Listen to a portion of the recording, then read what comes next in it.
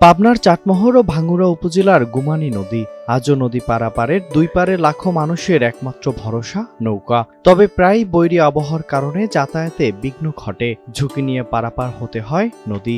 সবসময় নৌকা না থাকায় বিড়ম্বনায় পড়তে হয় যাত্রীদের।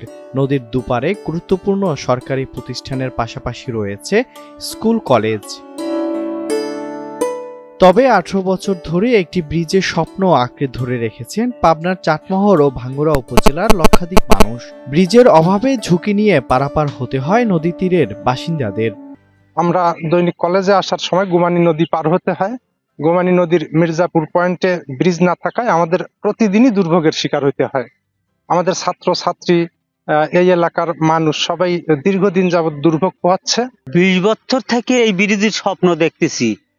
অনেক টিমই আসে, অনেক কথাই শুনি ভাই, কই বাস্তবায়ন তো হয় না ভাই। কথা তো অনেকেই দিয়ে গেল, কিন্তু কেউ তো কথা রাখলো না এ পর্যন্ত।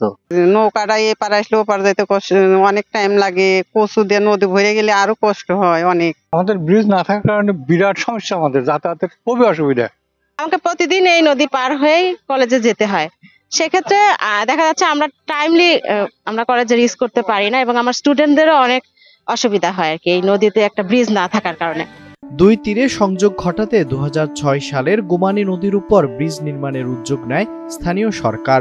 অষ্টমনীষা থেকে 1 কিলোমিটার দূরে হরিরপুর গ্রামে ভিত্তিপ্রস্তর স্থাপন করেন তৎকালীন সমবায় ও পল্লী উন্নয়ন মন্ত্রী।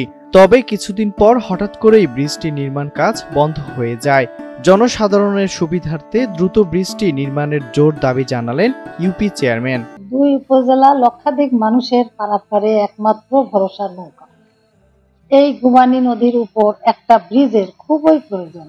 এই নদীর উপর একটি ব্রিজের জোর দাবি জানান। এলাকাবাসী সুবিধার্থে ব্রিজটি নির্মাণের জন্য প্রয়োজনীয় পদক্ষেপের আশ্বাস উপজেলা প্রকৌশলীর। গুমানী নদীর উপরে সেটা বর্তমানে আমাদের যে সামনে যে নতুন ব্রিজের প্রকল্প আছে সেটাতে ইনক্লুড করার জন্য অলরেডি সার্ভে পর্যায়ে কাজ চলমান আছে। আমরা আশা করতেছি অতি দ্রুত ব্রিজটি অনুমোদন করে কাজটা শুরু হবে এবং এলাকার জনগণের যে কষ্ট সেটা লাঘব হবে। দ্রুত ব্রিজটি নির্মাণ করে দুই উপজেলা লক্ষাধিক মানুষের ভোগান্তি দূর করবে কর্তৃপক্ষ, এমনটাই প্রত্যাশা সবার।